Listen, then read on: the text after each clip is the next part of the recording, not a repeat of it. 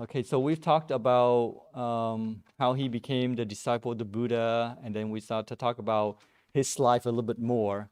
And continuing where we left off last time, we talked about spiritual life, how it is not easy to maintain a spiritual life because it needs a strong foundation to be successful.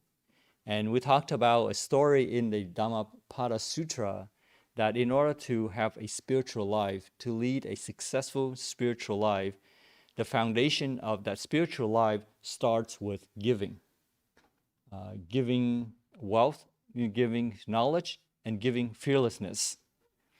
After giving, the story goes on to say to practice the 5 precepts, and then the 10 precepts. So to have a strong foundation, we need to follow the path, and that is the Eightfold Path, including right livelihood, chánh mạng, chân minh, chánh mạng, like right career. And that leads to spiritual liberation. And we talked about in order to maintain that strong foundation, one should have a simple life. So we should simplify our lives to reduce unnecessary and unhealthy stress. A stress in our lives that can cause illness, stress that leads to nowhere, we should avoid. And the number one reason for stress is because of financial worry. Right? People worry they don't have enough. And in fact, there are a lot of people in today's society who live by paycheck. They don't have enough. If there is an emergency, then they don't have enough money to cover such expense. So there is a lot of to be worried about. So when we have right livelihood, when we have a career that can generate merits, then as a result, it can help to reduce and eliminate financial worries. But it could take years, right? It's not immediate. It's not like when you donate $1, you're gonna get $1 million the following day. It could take years, and before we would see the effects. So when we should start, the earlier the better. Don't wait, because it requires time for a karma seed to come to fruition, the good deeds that we do to come to fruition. So leading a simple life can help us.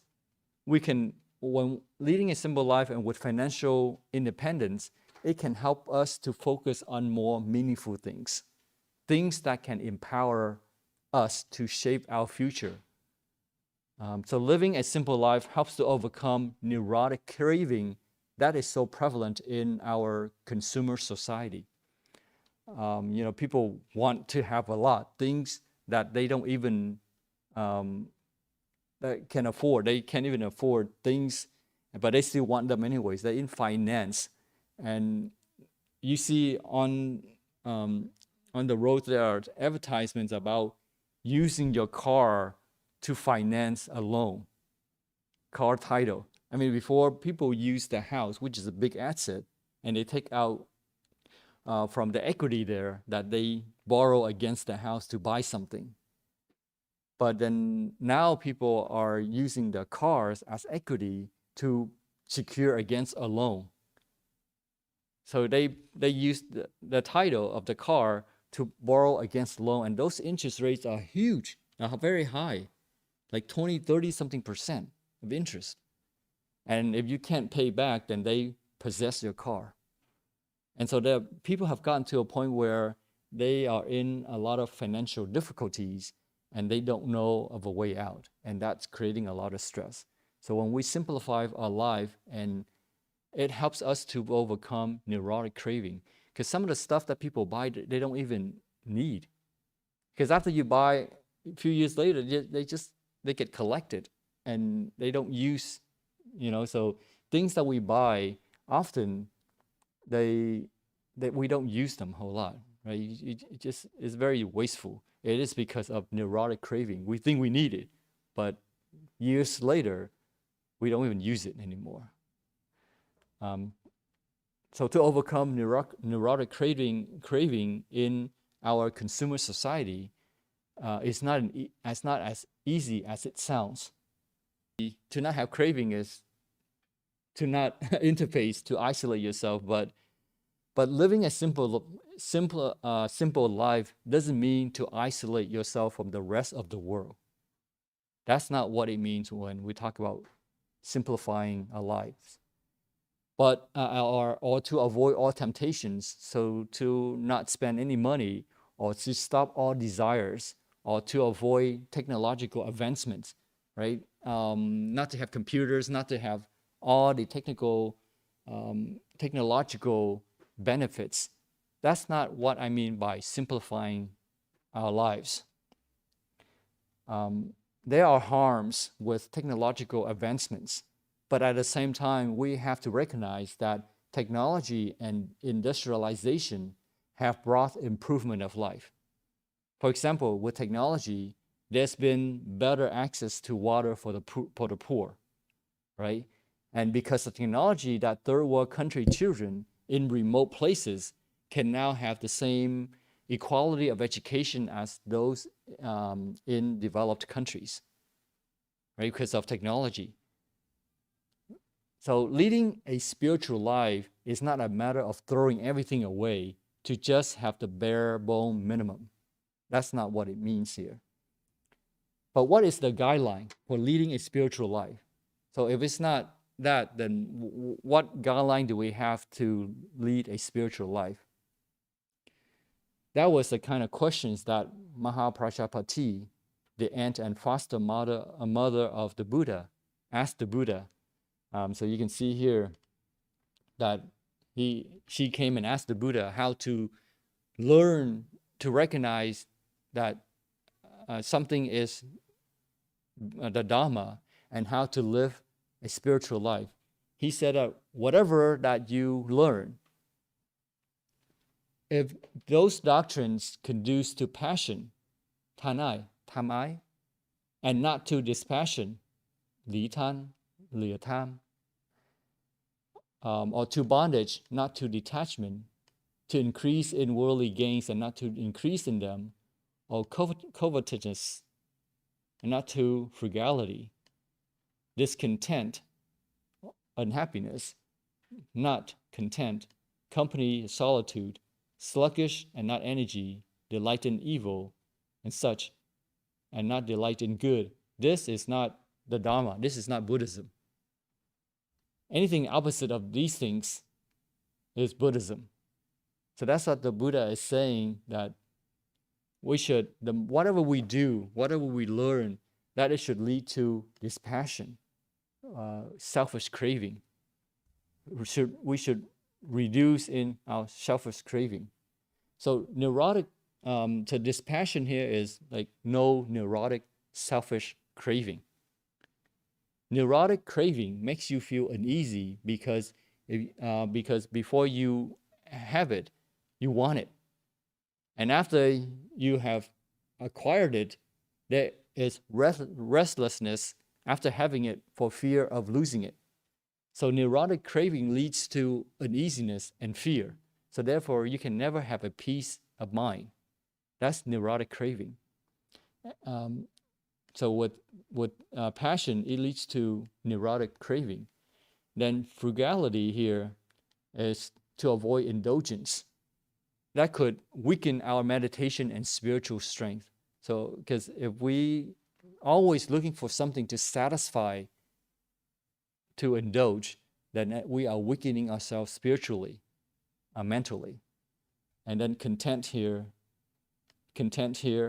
is to be happy, to be appreciative of what we have. Often we don't appreciate what we have until we no longer have it, right? Until we've lost it, right? And it can lead to regret and remorse, or even envy or jealousy, because we don't have what people have. And when we feel we have enough, there won't be any jealousy, and we'll be contented. And so this contentment here is to recognize what we have and appreciate what we have. And then solitude, đơn thân, solitude is to be is not to isolate ourselves in a forest or in some remote place, but it represents the ability to be on our own, if need be. It represents the spirit of independence, right? So it's not to isolate ourselves, but to be strong enough that we can be on our own. So solitude is not because of feeling depressed that makes you want to avoid life. That's not what solitude is. But solitude here is the spirit of independence. It is said that a person who can bear to live alone is either a beast or a god, right? Someone who's really crazy or someone who is very strong, that you can that they can live alone. So and then we should lead to energy, right? It's not this depression is not that when you study something, when you learn something, that it should lead you to energy. It makes you energetic to maintain that inspiration, so you can continue to move forward, so that you don't regress.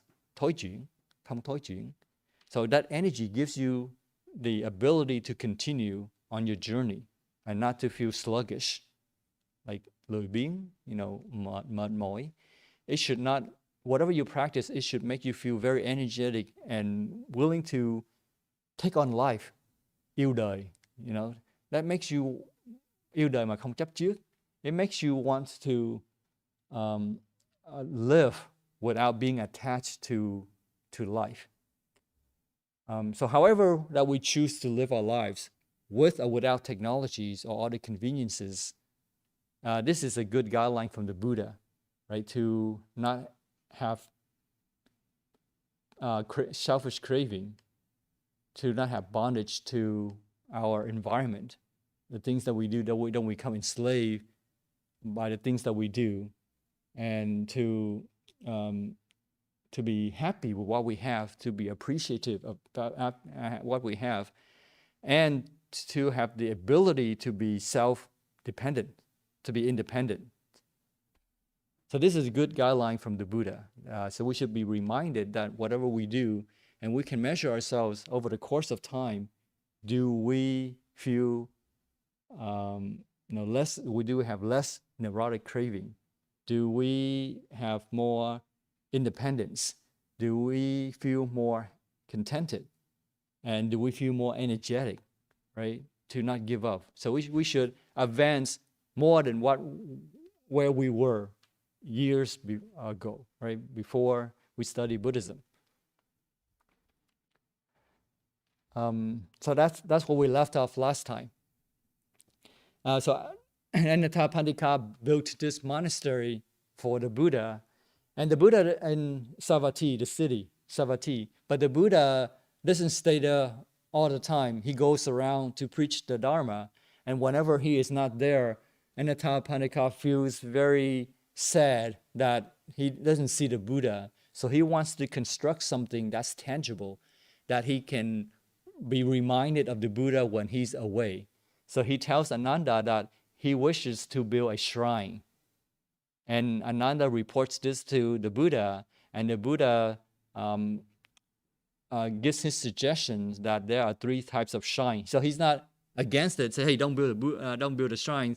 I want nothing to do with this world. So this is teaching us that when somebody approaches us to do good deeds, to make a gift or to make offerings, that we should accord them, hàng thuận chúng sanh, right? We should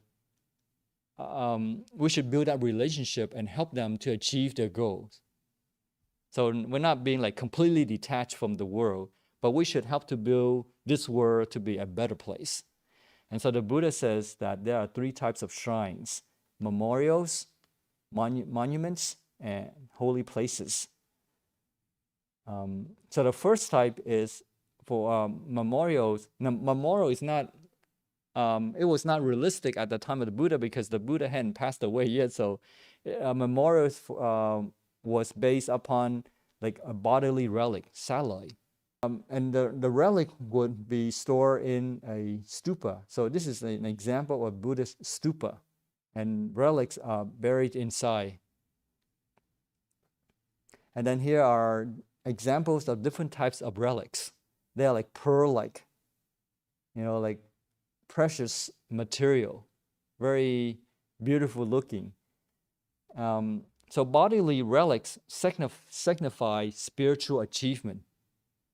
In Buddhism, generally, it is believed that if you have been a great yogi, like tu thiền định, chanting, if you have been a great yogi and you have gained enlightenment, when you die and are cremated, then among your ashes will be found relics.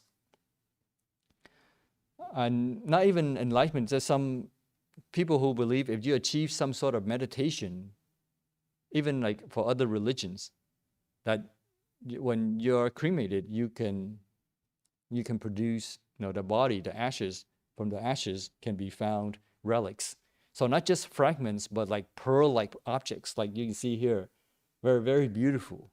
So these came from the bones. So these are crystallizations on the physical level of their spiritual practice. So when we meditate and the mind is pure, it can change the body physically. So it is a general belief in Buddhism, especially in Vajrayana, Magdong, right, Mi Zong, that if you practice meditation, physical changes take place in your body. That may be, if you think about it, there is some truth in that because there is something that's called psychosomatic illness, which is caused by mental factors like stress, right? When you stress, even when you're healthy, and when you have stress, it can make you sick, right? So your mental can affect you physically. So according to one explanation, a certain mental state can cause you to become ill.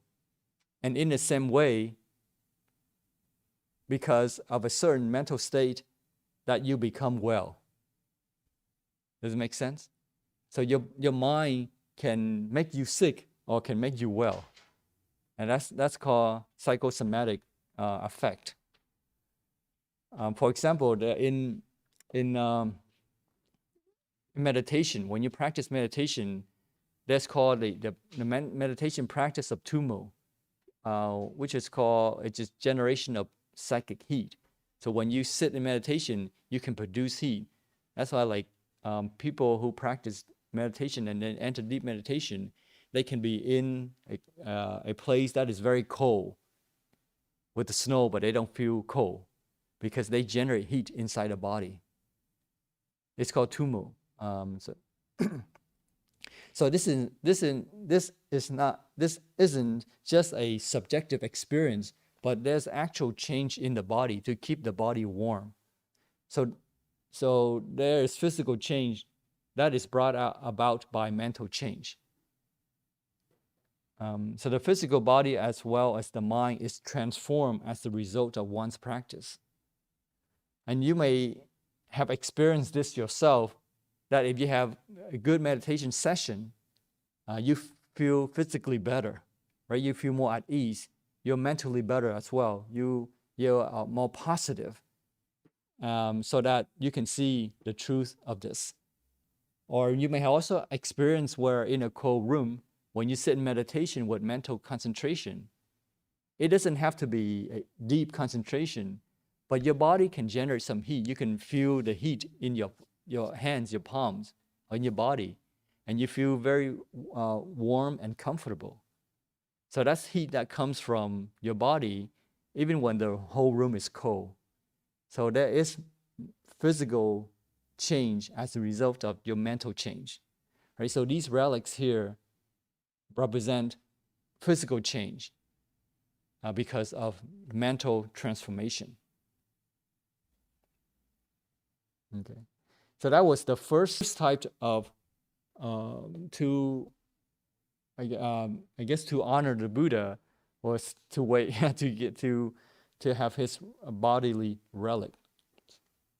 And the second type was the object that had a connection with the Buddha, like his alms bowl, back they khắc um, and that was something that was very close to him, or his robe, right, bowl or robe. And the third was a symbol without material object. So of course, at the time of the Buddha, the first one was not visible, possible because the Buddha was still alive. And the third one was, here it says that the third one was not appropriate too, because especially for those who could not content themselves with a mere picture or symbol, they wanted something tangible. So therefore, the second one was probably more of a possibility for Anathapindika to have something tangible, for him to be reminded of the Buddha, to honor the Buddha. It's not just about honoring the physical body of the Buddha, because that is very low level course. But if you want to have a deep understanding of how to worship the Buddha, then you have to read a little bit more, and we have we learn about this from the exchange between Vimalakkhati and the Buddha. And in the sutra, Vimalakkhati says that the Tathagatas, Rulai, Như Lai, is not an object. He cannot be contacted. And I'm just summarizing here because it goes into detail. And he surpasses all calculations. He's an equal, but equal to ultimate reality. He's matchless in terms of effort. And he does not go, he does not stay. He's equal to all, he's equal towards to all things, and he does not discriminate. He's without fear, without sorrow, without joy. No verbal teaching can express him. And that's how we should see the Buddha.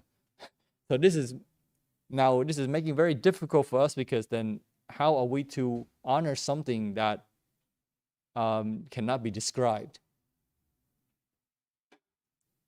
So in other words, the Buddha is to be identified with his spiritual essence and not his physical body. And he is to be identified with what makes him a Buddha, with his enlightenment, with his realizations of the nature of ultimate reality, right? So it's not just the physical body, but we have to understand what he is represent. So when we honor the Buddha, we are honoring his enlightenment, his realization, not the physical body. So worship of the Buddha must go far beyond the worship of his body relics enshrined in a stupa.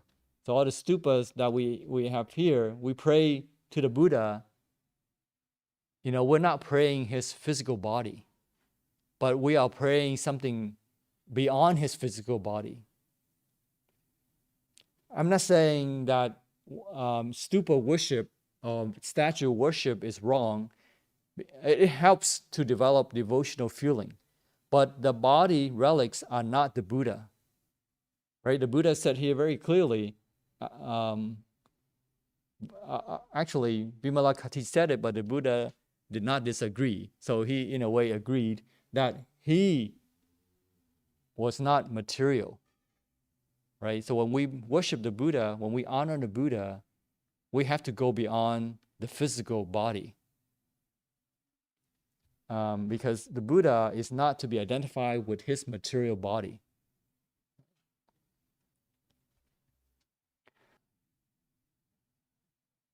So one thing that they did was, because they didn't have the body relics, they wanted something tangible or to worship. So they used the tree of enlightenment, the Bodhi tree, because that was associated with the Buddha. So that seems to be the best object to serve as a memorial to the Blessed One. So this was, now we know it as a Bodhi tree, but it was a sacred fig. It was just a tree that the Buddha found himself under, and he sat there, and because of that we are now associating that Bodhi tree with enlightenment. But that was not was called originally. It was not a Bodhi tree. It was later that that tree became associated with enlightenment. So Bodhi, represents enlightenment, Puti. Right? So under this here, that under this tree, that the Buddha opened the door to spiritual liberation. So when this was happening, it was decided to plant a small shoot of this tree in Savatthi, where the monastery.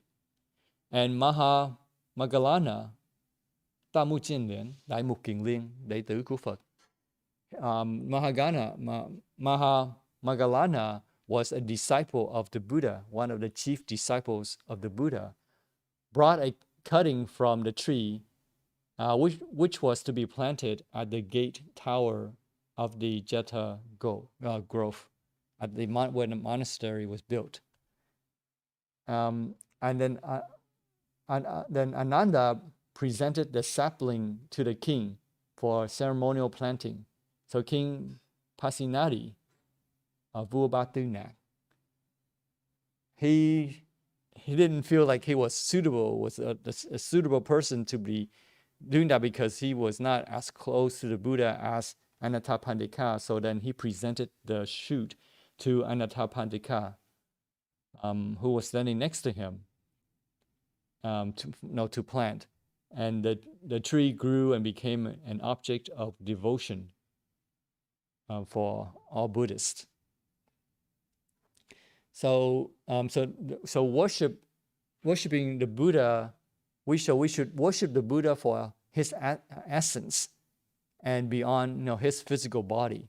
Right? When we bow to the Buddha, when we honor the Buddha, we should be reminded of his quality, not just to bow down to a block of cement.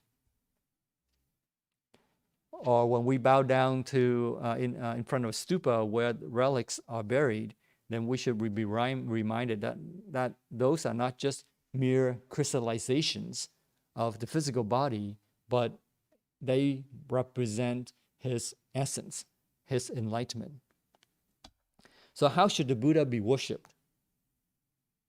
The hint we are looking for as to a better way of worshiping the Buddha comes in the little exchange between the Buddha and Vimalakkhati,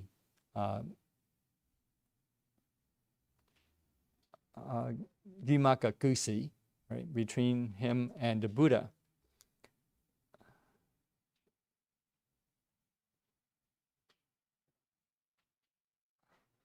Okay, so the Buddha asked Vimalakkhati, noble son, when you would see the Tathagata, the Buddha, how do you view him? And we kind of covered this. That's what Vimalakkhati says, that you cannot describe the Buddha. Essentially, that's what we just talked about. How do you worship something that is not describable?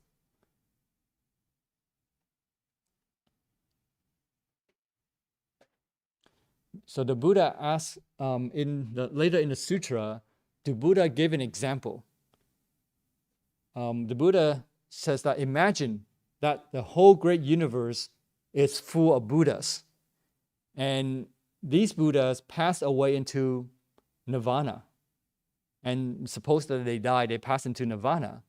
And then suppose somebody built up these marvelous stupas for each and every one of the Buddhas, and made entirely of precious stones, precious metals, precious elements.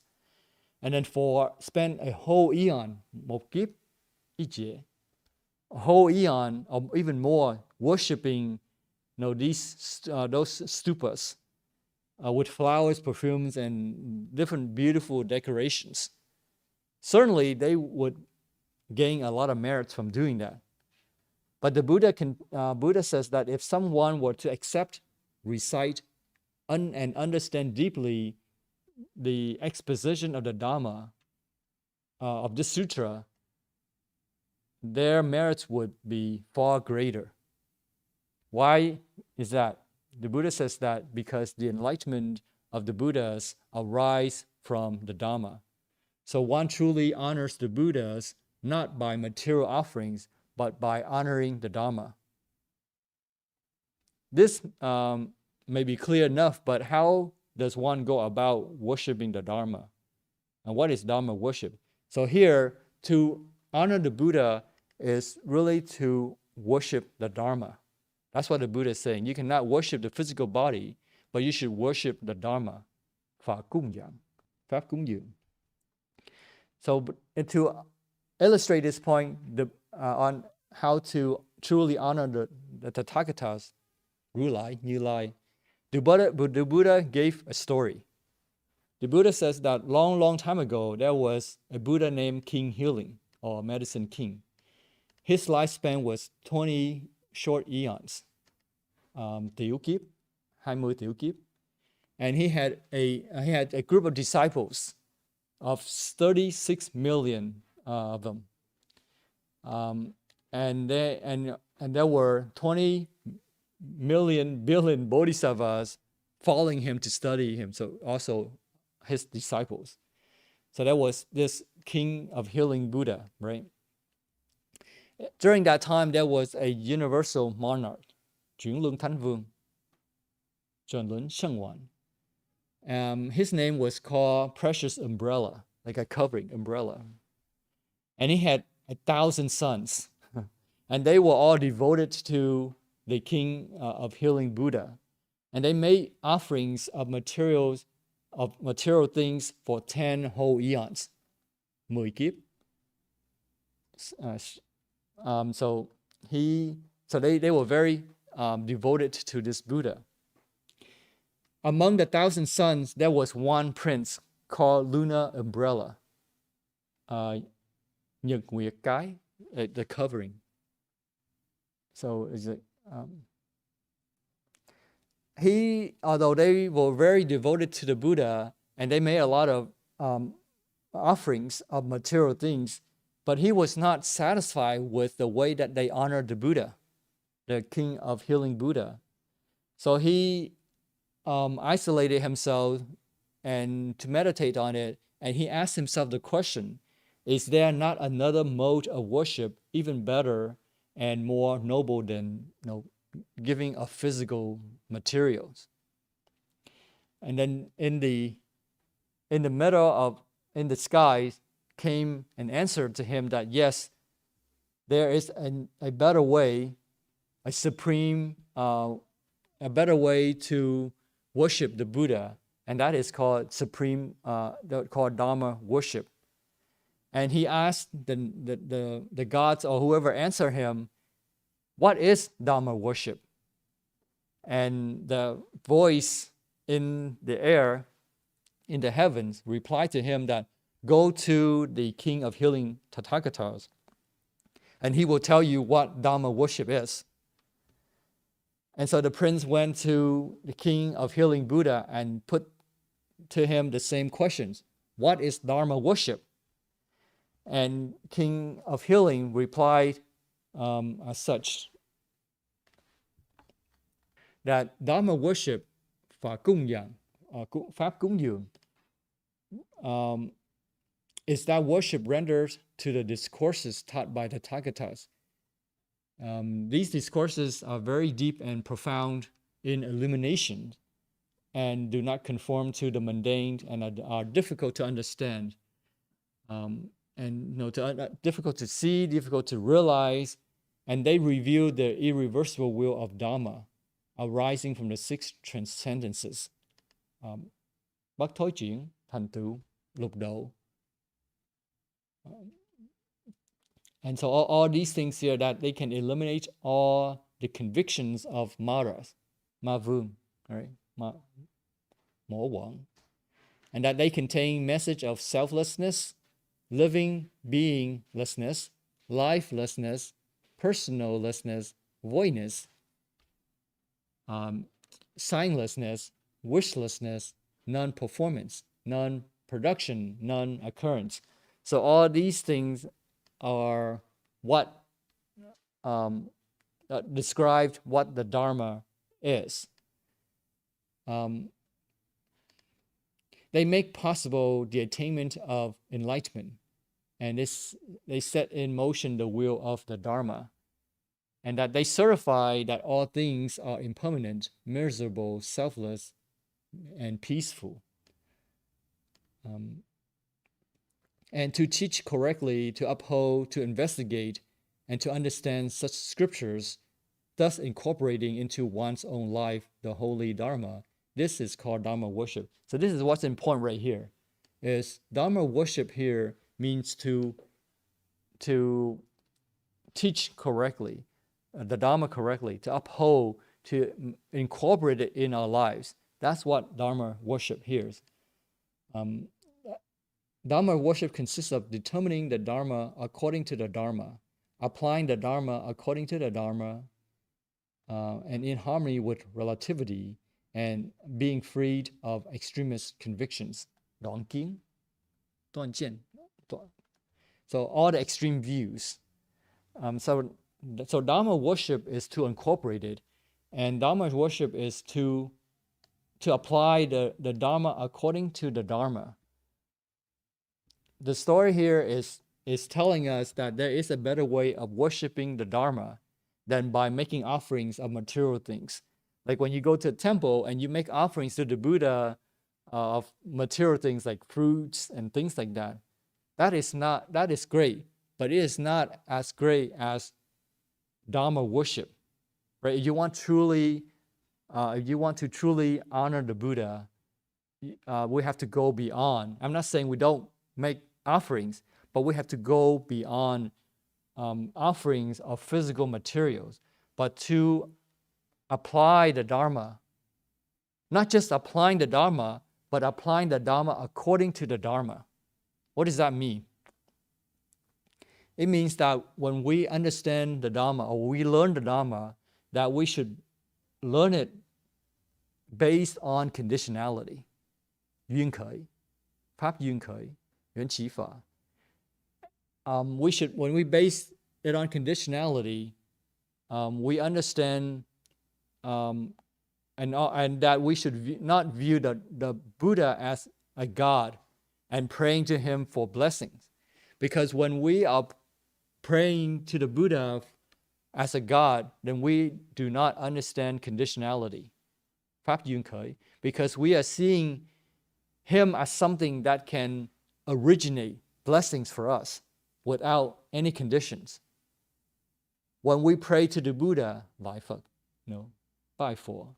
When we pray to the Buddha, we should pray to the Buddha not requesting for blessings, but we should pray to the Buddha for the ability and the strength to do skillful things, right? To resolve conflicts. Not just pray to the Buddha to resolve conflicts for us, but to pray to the Buddha, give us the strength and the wisdom to resolve conflicts, to help self and others, and not to hand out our hands for blessings or for solution.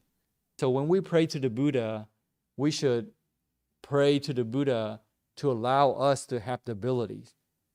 And so when we pray to the Buddha, it's not just praying to the physical element of it, but we should be reminded of the Buddha's qualities, his enlightenment, how he was able to resolve problems, how he was so courageous in dealing with things, that we want to emulate him. We want to have the same ability. So the greatest way to worship the Dharma, or the greatest way to honor the Buddha, is to learn and apply the Dharma and not just bow to Buddha statues. So let's go back up here about the things that the tree that they planted to have something tangible to honor the Buddha. One thing I do want to mention here is that back then they did have Buddhist arts and symbols, like the tree is a symbol, but there were no images of the Buddha himself, right? We don't have an actual image of how the Buddha looked like. Have you ever thought about that question? Like, they had everything, lotus flowers, the Bodhi tree, but no images of the Buddha himself. As an example, during the Asokan period, Asatevu, he erected a great stupa in Senchi, in the former state. It was just about halfway between Bombay and Delhi, and they built bricks and stones and big columns, and they pierced four magnificent decorated. They have beautiful decorations on the columns. They had elaborately carved they were carved with scenes of the Buddha's life. But the Buddha's image himself was not carved on the columns. There were trees, flowers, buildings, disciples, but there were no images of the Buddha himself, and he was not depicted. Why is that? Well, it was thought that in the early days of the Oriental studies, those from the West came to India to learn. They theorized that because artists did not feel confident enough to represent the Buddha properly, so that's why they did not dare to draw him. They did not want to misrepresent, because the Buddha, what we just talked about, he said he is indescribable. So how dare you to describe something that is indescribable? Very disrespectful, right? So that's what they did not draw down how the Buddha looked like. No one would have dared to illustrate something that was not to be describable. We now know that artists did not represent the Buddha on principle, but in those days there was a group that was very powerful, a Buddhist school, actually I should say, called Lokottara school of Buddhism. They were very strong and influential, and they held that the Buddha was not an ordinary being, but a transcendental principle, something that's indescribable. So they reinforced that idea, that thinking that the Buddha was not just a simple human being, so you should not just tùy tiện mà họa. You cannot just simply draw how the Buddha looked like, because the Buddha was a transcendental principle, not a physical being. So that's why nobody dared to draw down the Buddhas. And so unfortunately, because of that, we don't know how the Buddha truly looked like. There are masters who say that Buddhists shouldn't wear necklaces with Buddha pendants, figure, hình Phật, especially close to your chest, touching your chest, your bare skin. But you should wear symbols, like symbols like lotus flowers, to represent Buddhism, and not đừng có đeo hình Phật, the Buddha figure pendant. So according to that, they say it's very disrespectful. You should wear something of a symbol and not a physical, an actual, like a figure of a Buddha. So there are many symbols in Buddhism, like for example, like the Buddha preaching his first sermon. The first time he taught the Dharma was illustrated by the wheel of the law. And then his enlightenment was represented by a Bodhi tree. And if the scene represented the Buddha moving about, an umbrella would be shown to show that he was the Dharma king, Pháp Vương, right? And if the scene was the death of the Buddha, Parinirvana, this was marked by the presence of a stupa. So something like this to represent the Buddha's passing away, but no image of the Buddha. Not until later on that we start to have images of the Buddha. Okay, so let's summarize what we talked about today. We began this lecture with the reminder of spiritual life, that we should live a simple and happy life. Right? Spiritual life is supposed to lead to simplicity and happiness. And we do that by incorporating the Dharma into our lives. And this is the best and the proper way to honor the Buddha. Everyone, so when we bow to the Buddha, we should be reminded of his essence, his qualities, his enlightenment, and not just merely making offerings of material things. But we should honor the Buddha by practicing the Dharma. And so we should go beyond worshiping the Buddha statues. And again, I'm not saying that we should not bow to the Buddha statues, but we should bow and prostrate to the Buddha statues because they symbolize spiritual liberation. But more important is to incorporate the Dharma in our lives, according to the Dharma, right? Incorporating the Dharma into our lives according to the Dharma, meaning that whatever we learn that we think is Buddhism, we should make sure that it is Buddhism by contrasting it, comparing it to conditionality. Is it consistent with the law of conditionality? Pháp duyên khởi, right? 缘起法. If it's not consistent, meaning that the teaching says that there's something existing without changing, there's some God, there's some spiritual being powerful enough to grant blessings, that we know is not true. Or there's some state of being that can give you happiness forever without any efforts, then we know that it's not consistent with the Dharma. And to incorporate the Dharma according to the Dharma is not to rely on interpretations that contradict conditionality. And again, not to pray to the Buddha as a God, but as a teacher who can help us to self-empower, to help us to overcome difficulties, and not just to bow to the Buddha, handing out our hands, asking for the answer, and asking him to do things for us, right? So that's incorporating the Dhammas according to the Dharma.